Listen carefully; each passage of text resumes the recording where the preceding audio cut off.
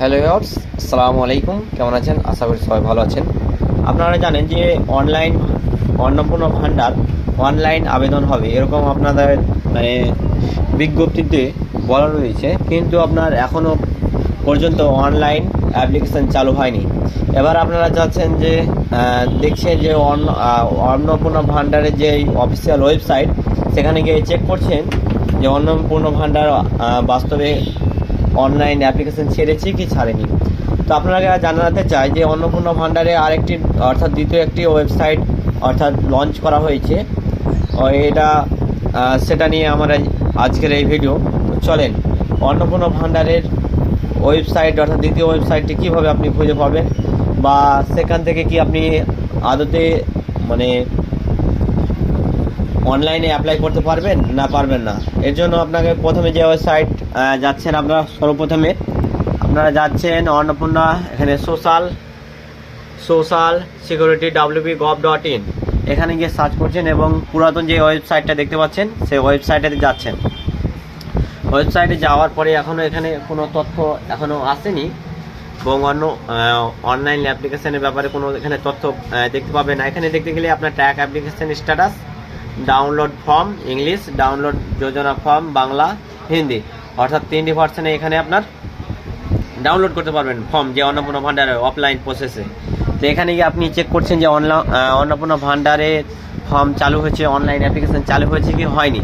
তো এখানে এটা হচ্ছে মেন সাইট, এবং এর পরিবর্তে আরেকটি একটা সাইট অন্নপূর্ণা ভান্ডারে চালু করা হয়েছে। সেই সাইটটি চলেন আজকে দেখা যাক কীভাবে দেখবেন। তো এখানে চলে আসবেন আপনি প্লাসে, অর্থাৎ গুগলে চলে যাবেন। গুগলে চলে গিয়ে আপনি এখানে সার্চ করে নেবেন সোশ্যাল সিকিউরিটি, এটুকু লিখলে হয়ে যাবে। সোশ্যাল রেজিস্ট্রেশন wp.gov.in, এটা লিখে আপনি সার্চ করে দেবেন। যখনই আপনি সার্চ করবেন তখন এখানে দেখতে পাচ্ছেন এখানে ডিপার্টমেন্ট অফিস লগ ইন এবং সিটিজেন ফ্যামিলি লগ ইন, এখানে যাবেন।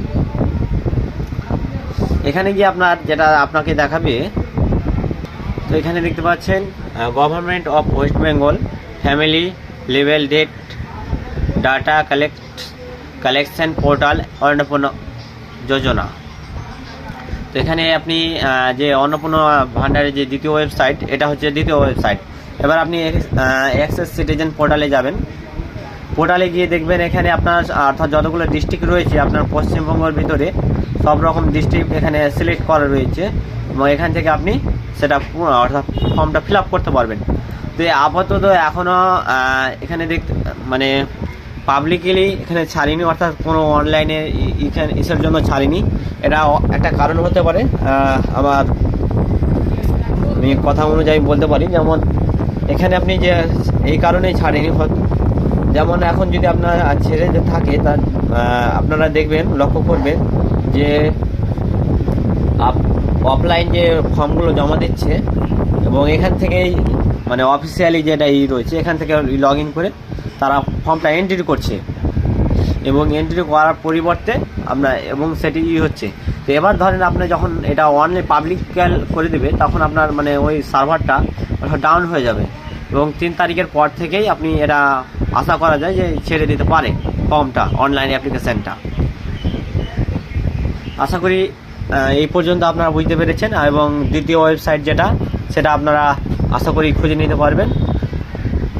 এখানে যদি আপনি খুঁজতে না পারেন, দ্বিতীয় ওয়েবসাইট এখানে দেখতে পাচ্ছেন সোশ্যাল রেজিস্ট্রেশন wp.gov.in, আর এটা কোনো ফেক ওয়েবসাইট নয়, এবং এটা হচ্ছে অফিসিয়ালি ওয়েবসাইট।